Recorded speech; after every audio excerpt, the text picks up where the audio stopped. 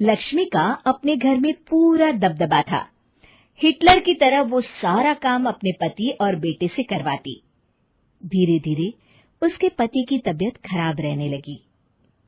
सुनो जी, अब आप बुजुर्ग हो गए हो, काम में भी अब हाथ आपके फुर्ती से नहीं चलते। अरे भाग्यवान, भगवान से डर। तुझसे मैंने शादी अपने इकलौते बेटे के अच्छे पालन पोषण के लिए की थी, लेकिन तूने तो उसका बेड़ा गर्क कर दिया। मैंने क्या किया? पढ़ाया लिखाया, अब नौकरी नहीं लग रही तो मैं कैसे जिम्मेदार हो गई? अब घर में बैठकर रोटी तोड़ रहा था तो मैंने कहा काम ही कर ले।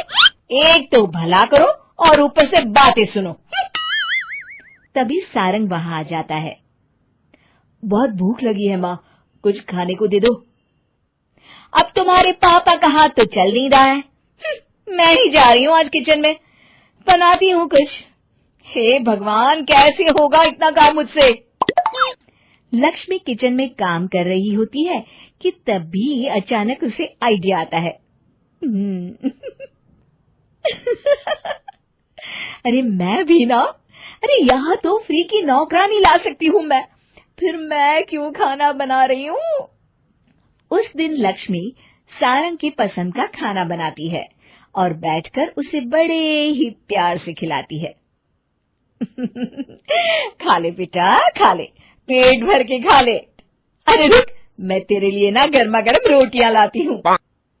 सारंग और उसके पिता एक दूसरे की ओर बड़े ही हैरानी से देखते हैं।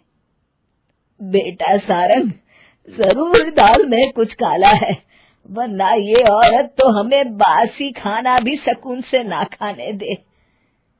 सुनील की बात लक्ष्मी सुन लेती है और जोर जोर से चिल्लाने लगती है। अरे हाँ, भलाई का तो जमाना ही नहीं रहा।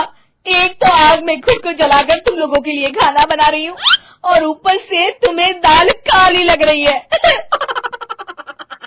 अरे माँ, पिताजी का ये मतलब नहीं था, तुम बुरा मत मानो। अरे हाँ बेटा, तू कहता है तो मान लेती हूँ। लक्ष्मी सारंग के पास बड़े ही प्यार से बैठ जाती है और फिर कहती है, बेटा मैंने ना तेरी शादी करने की सोच ली है। अब तेरे पिताजी के हाथ भी नहीं चलते, तो सोच रही हूँ तेरे लिए बीवी ले आऊं। अब पता नहीं ना मैं भी कब मर जाऊं। अब ऐसे भाग्य भी कहाँ है हमारे। क्या कहा? अरे हाँ, तुम तो चाहते ही हो कि मैं मर जाऊं, लेकिन मैं अपनी प्यारी बहू का चेहरा देखे बिना नहीं मरूंगी। हाँ माँ, शादी तो मैं कर लूं, लेकिन मैं नौकरी नहीं करता, फिर कोई क्यों देगा मुझे अपनी बेटी? अरे क्यों नहीं देगा बेटी? इतना बड़ा घर, खेल खलियान है, किस चीज की कमी है हमारे पास? जो आएगी राज करेगी, राज। हम तो ना कर पाए राज, ये बोलो कि एक और नौकर तुम्हारे पास आ जाएगा। मैं कहती हूँ चुप हो जाओ। अरे खुद के घर का खाना बनाएगी तो क्या नौकरानी हो जाएगी? अब तुमसे तो किचन का काम होता नहीं, तो कोई तो करेगा ना। ठीक है माँ, तुम जैसा सही समझो बस। अब मेरी एक शर्त है, लड़की जो भी हो वो दिखने में कैसी भी हो या कहीं की भी हो, बस पढ़ी लिखी होनी चाहिए। अरे हाँ, ला देंगे पढ़ी लिखी बेटा, मैंने कौन सा काम करवाना है उससे। हाँ। और फिर एक दिन पास के गांव की ही रति से सारंग की शादी हो जाती है।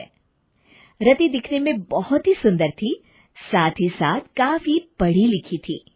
रति को लक्ष्मी के सौतेले होने की बात पता नहीं थी। शुरू में जब रति ने सारंग को घर का काम करते देखा तो हैरान रह गई। अरे ये तो अच्छी बात है कि आप घर का काम करते हैं, लेकिन मैं तो घर में ही हूं ना, आप क्यों कर रहे हैं जी? जाइए आप नौकरी के लिए अप्लाई कीजिए ना। तभी लक्ष्मी वहां आ जाती है। अरे रति बहू, करने दे उसे काम।